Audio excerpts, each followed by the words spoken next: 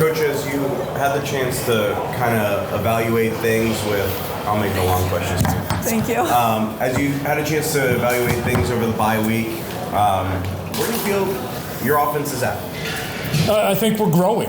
I think, what I've seen is an incredible commitment from the players to get a little bit better at what they do every day, and that's transformed itself into us getting a little bit better and more consistent every week. So that hunger that has motivated them to continue to get better as the season's gone along is continued through the bye week and into practice today. So it's exciting to be a part of because of the work that those guys are putting in to make us better. You had told us early on you anticipated there was going to be a learning curve to get to this point. Was it slower than you anticipated, aligned with what you thought, or just take us through that maybe a little bit? Slower than we wanted. Maybe that's a better way to answer it. Obviously, getting it done as fast as we could would be the ultimate goal. But it's a process that takes what it takes, right? And it takes the time that it takes to get better and more consistent. And I feel like we've made great strides there. We've got a lot more to do. And there's a lot more there. I think there's a lot more meat on the bone for what this offense can produce and what we can do if we continue to put in the work necessary to get better. Freeman mentioned Riley Leonard has really found his confidence going into this season, especially his relationship with you. What's been your perspective with just coaching Riley Leonard so far throughout the season? Yeah, Riley is a joy to coach. Obviously, he's hungry for the knowledge that it takes to play the position. He works really hard at his off-the-field preparation. And then when he gets on the field, he shows great leadership and shows the ability to bring other people along with him. I think it's always a little bit of a get-to-know-you process between an OC and especially, someone who's coming into the program. And, we've had our bumps in the road, but hopefully we've gotten a lot of those things behind us. And we're communicating, I think, at a very high level right now. And he's doing a really good job of understanding the things that we want him to do and need him to do and executing it at a high level. Coach, I spoke to Malik Neighbors during the week, the game before the Navy, in the Giants locker room. I asked him about you and, how much you meant to his career. He told me that you were the reason that he's in the position that he's in now. He also talked about the connection factor, getting connected with Jaden Daniels to be successful throughout his last season there. Can you kind of, build on what Malik Neighbors did and how you maybe see that transition there right now with your receivers and Riley Leonard? Yeah, I think he's got it flipped. I think Malik did a lot more for Mike Denbrock than Mike Denbrock ever did for Malik. He's an incredible talent, an incredible competitor.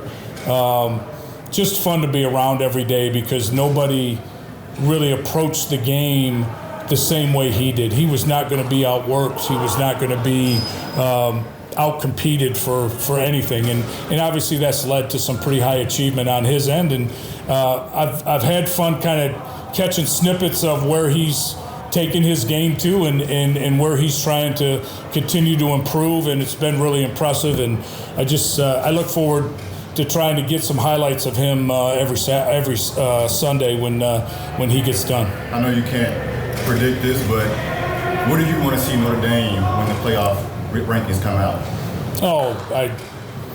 They come out today? 7 o'clock. To be honest with you, it doesn't really matter. We're going to be fine. We got to take care of what's right in front of us, the 6 inches in front of our face, and if we do that, it's going to work itself out the way it's supposed to. What do you like about your interior with Billy, Pat, and Rocco? Yeah, I love that their communication right now, I think, is at a really good level. They're seeing things before they happen and communicating the movements and different things that can happen inside in the interior of the offensive line. And then you always loved about them from the very beginning, the toughness and the attitude that they bring to the offense. And they've continued to do that and done a really good job of it. Coach, Josh Burnham has a base of games at this point. I guess what have you liked about his game, and where can he kind of take the next step? Well, we missed him when he was out. There's no question about it. Again, he plays the details of the defense really well. He executes at a high level, and seems to be in the right place at the right time. And when he gets those opportunities, he converts. So he's fun to be around. He's a worker. He prepares really hard. It means a lot to him, and we just can't get enough guys that it means as much or more. The game means that much to, and I love that he's a competitor like that. And then what makes a Mike Norvell offense challenging to kind of prepare for? Man, there's a lot of different components to it. 11 personnel, 12 personnel, 13 personnel, 21 pony. Guys out of the backfield that can catch the ball, 3 or 4 tight ends that can go vertical on you, two or three explosive threats. They're not a team that's afraid to take shots. They push the ball down the field and try to win their 50-50 balls. So all of those things, plus the formationing, the different tempos, those types of things, all make it challenging. So we tested the guys really good today. We threw a lot at them. We'll try to pare it down as we go here and try to play fast Saturday night. Your defense has really faced a lot of adversity throughout this season. And I know we've talked about it before, but just how proud are you of the guys that have really stepped up into these roles? Yeah, I think it's important. Everybody has to prepare to be a starter. And again, we don't really ever sit there and say, you're the backup, you're this, you're that. And I think what's come to fruition this year is when the opportunities have availed themselves, that the guys have responded, And, well, how did they respond? They didn't rise to the occasion at that moment. They prepared. They studied, they practiced well all the days and all the months and all the weeks that led up to that moment. And then when that opportunity arose, they executed at a high level. Leonard Moore, for instance, when he got thrust into action, the issues at Viper, when Junior got thrust into action. I can go on down the line. I don't know where we would be without those guys stepping up and not just holding the line, but executing at a high level and making plays. So really, really proud of them and glad to be their coach. Coach, what about I got time for 2. Okay. So, yeah. One of those guys that you lost, obviously, was Jordan Patello. Coach Freeman mentioned that he plans to come back next year. How nice is that as a defense coordinator to have a guy with that type of experience back on your team next year? I'm really proud of Jordan. I'm ecstatic that he's coming back. I was talking about some other players upstairs, and everybody's journey is different, and his journey, you guys saw the final product of it this year. Like you saw it, but, we saw the inside, the hard days, the moving positions, trying to find the right spot for him, and him settling in, him taking care of his body, him making sacrifices, and then to come into this year and play at the level that he was playing and to have it cut short was, that was hard. It was hard on all of us, and especially he and his family. So I'm glad that he has this opportunity to come back, and we'll welcome him with open arms because we just love what he's done and the impact that he's made on our program. Coach, I had a 2-part question. Oh, boy. The first one being about the 12-team playoffs. Did you care about it at all? No. Obviously, you can't predict where you want to see your team or this team. Our team, all we're trying to do is get better today. I know it sounds cliche, but none of that is going to matter. Any comment, any thought, and I mean this sincerely. Like I don't think about any of it. I don't give it any. I don't even know when it is. It doesn't matter. Today was our early down day. What mattered is that we practiced well. We practiced hard. We'll go back and evaluate the tape. We'll get ready for the meeting tomorrow. We'll move on to third down and the challenges that they provide, to us. And then we'll go from there. But in terms of the outside noise, none of that's going to help us at 8 o'clock Saturday night. Right, and that was my next point. Even with this being a one-win team, Freeman talks about just using the motivation from the NIU loss even to help prepare mentally. Well, I don't think that's left the building. I don't think that's left our souls. I don't think it's left our minds. It certainly hasn't left our hearts. And we got to use that for our energy, for our passion, for our urgency, for our attention to detail. That's all that matters. Like this is a really talented team that's coming in, and they provide great challenges on the perimeter, down the field. And for us, the only thing that matters is whether or not we understand how we're being attacked, how to solve it, whether or not we communicate, have urgency, tackle well in the open field, and defend the deep ball. Coach, what were a couple points of emphasis for you during the bye week? Just going back and self-scouting again, ourself, even from the first bye week, and then just really trying to hone in on the details of the different phases that we're looking at and trying to get some guys some looks at some reps that they may not have been used to seeing. And then what is the balance of maybe getting some younger guys out there, but also maintaining the standard that you want for all your special teams units? Yeah, it's a great challenge. We're constantly trying to get guys, reps that I'm trying to get them evaluated and get them ready, and they know what the bar is, and so they know to get on the field they have to earn our trust. Coach, is a bye week an opportunity for special teams coach to, experiment or do some exploration on different ways of doing things, or not really? It kind of varies. You're more just trying to look at what the plan is moving forward for the next opponent, and we made sure, Florida State is really, really good on special teams, so it's a big challenge for us, and didn't do too much experimenting as much as really focus on technique and making sure everybody's locked into the game plan. What makes them so dangerous in that area? I mean, they're to start, they are dynamic from their specialist. Their kick returner is really dynamic. Their punter and kicker are really elite. And then you can tell from the head coach down that it's a program where they emphasize special teams. They have starters on special teams. You see them being very physical. You see them paying attention to detail, and it's shown up. And that's why they have they're doing a great job this season in that area. Eli, what's kind of the next step for you guys as a tight end unit as the offense expands week by week? Yeah, obviously just going in every day, just stacking good practices and doing what we're asked. And, if we keep just doing what we do, keep our preparation to what it is and just keep stacking good days, the ball's going to come our way. So I think just day by day, just keep stacking good days. And then 8 games in, where do you kind of feel like your game's at right now? Yeah, I feel like I'm a lot more comfortable within the offense. It took a while, obviously, with the first year offensive coordinator and with all the stuff he does to, kind of get that in my brain.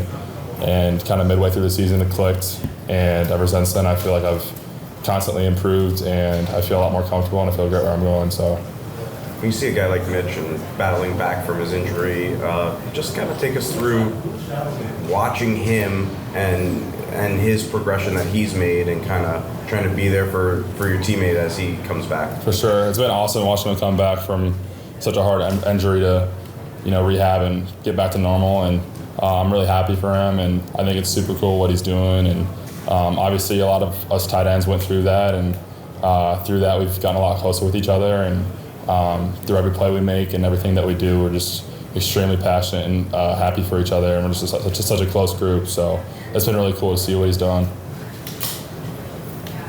We're good? Eli, where do you think the strength of the offense is, and what do you think you've grown in the most with your game?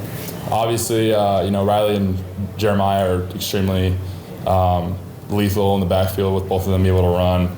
I think everyone in our offense has a great role and does a great job. And, I feel like I've improved a lot and gotten a lot more comfortable with the offense. And I feel really good about where our offense is going. So, Eli, have you ever blocked this much, I guess, for like a tight end? As a tight end for a running back and quarterback duo, with the amount of times you guys run the ball? Yeah, obviously, me with dealing with injuries and stuff, staying healthy, it's the longest I've played for.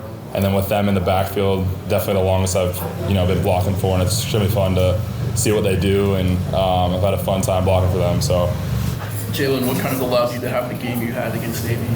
Honestly, the preparation and keeping my faith in God. That's pretty much it. How does that translate now? Obviously, different offenses that you're facing. How can that carry over for you in terms of confidence and whatnot? Like you said, it's just a confidence thing. It's a big confidence thing. And when I'm playing confident, I feel like I'm playing at my best. And what's allowing you to see slow the game down? Honestly, preparation, like just being able to go to film with Coach Max. We've been, me and all the 5 other linebackers, we have a little group chat where we send videos and little tips and tricks where we can help out each other, and like that's been helping out really, really a lot. And just keeping the game small, and like just being able to put stuff in different boxes and put boxes together and stuff like that. It's really helped me. Playing with those young guys, KVA and Drake, how powerful does it make this work? how strong does it make this linebacker core with those young guys coming in so early? Just knowing that we have 3 linebackers that are sophomores and already playing at that level, like, y'all just better watch out, honestly. And then obviously coming off another 5 for you, what's the biggest improvement that you've seen from yourself?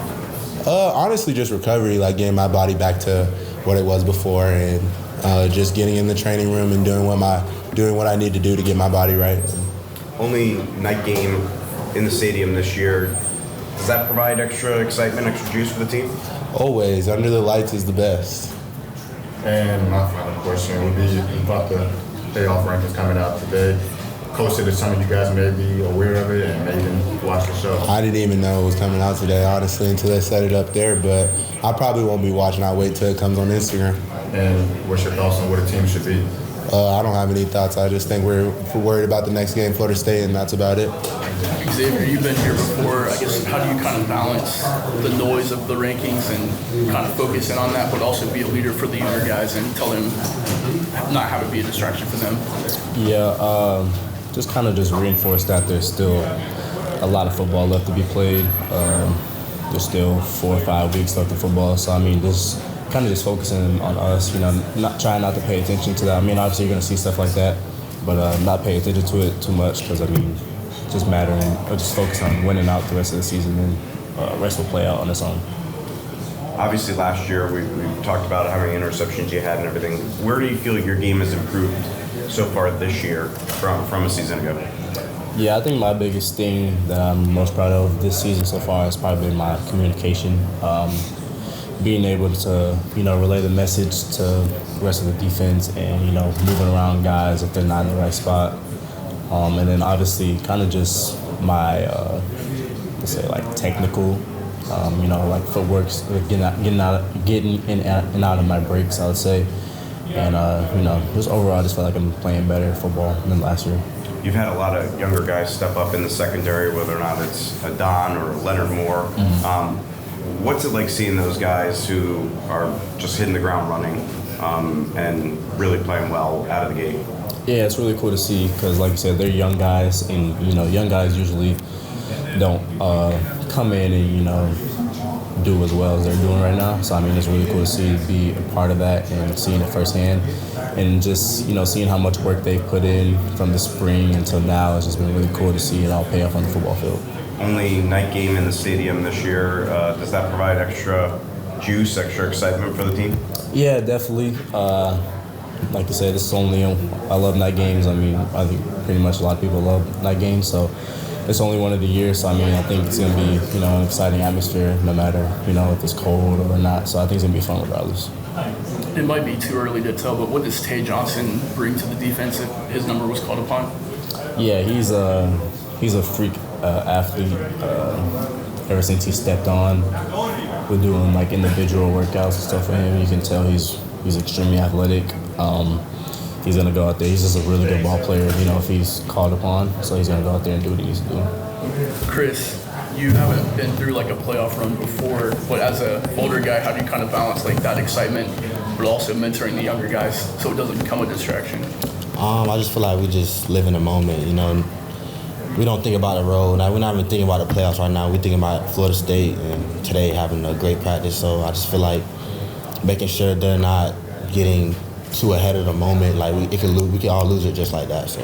And then what's kind of allowed you to stay patient this year with the offense? Just continuously winning. Winning brings a lot of joy to myself. I haven't been a part of a winning team since high school, so it's like it feels great. What has this season been like for you? For me? Yeah. There's been a lot of ups and downs, losing NIU, going through a lot of pain with that. It's been a lot of ups as well, winning games after games after games, making plays when the time comes, so it feels good. This will be the only night game in Notre Dame Stadium. Obviously, you haven't played in massive atmospheres until really this year. How much are you looking forward to it? I'm looking forward to it. Honestly, no matter if nobody's in the stands or if a lot of people in the stands, I don't really pay attention to like all that. I just play my game and go out there and just pray that we come out with a W.